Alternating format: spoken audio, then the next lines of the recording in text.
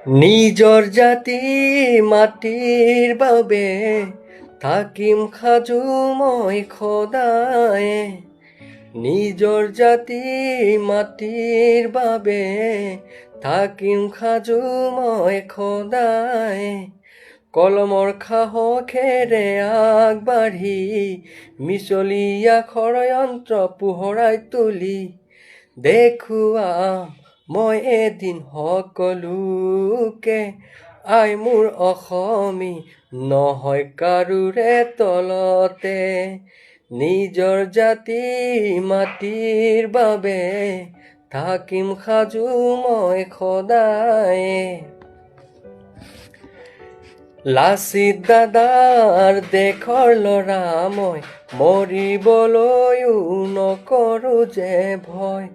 লাচিত দাদাৰ দেশৰ ল'ৰা মই, মৰিবলৈও নকৰোঁ যে ভয়।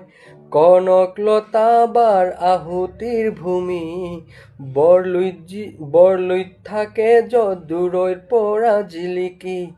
কিন্তু আজি নিজতে একতাৰ অভাৱে আই মোৰ অসমীক দুৰ্বল কৰিছে।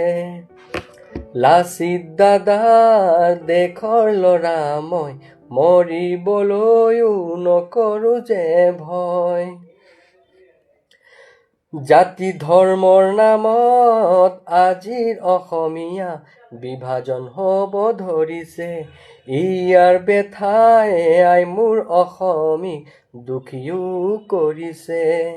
জাতি ধৰ্মৰ নামত আজিৰ অসমীয়া বিভাজন হ'ব ধৰিছে। ইয়াৰ বেথাই আই মোৰ অসমীক দুখীও কৰিছে। অসমী আইৰ সন্তান বুলি বোলো তাৰ অভাৱ হ'ল, অন্যায় আৰু দুৰ্নীতিৰে আইৰ চোতাল ভৰি গ'ল।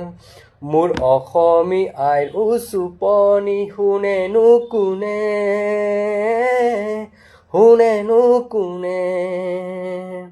নিজৰ জাতি মাটিৰ বাবে থাকিম সাজু মই সদায়।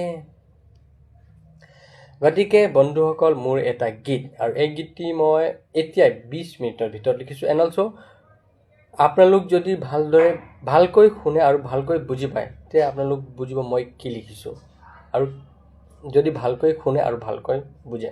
চ' thanks for all of you for ৱাচিং। ধন্যবাদ সকলোকে। জয় আই অসম।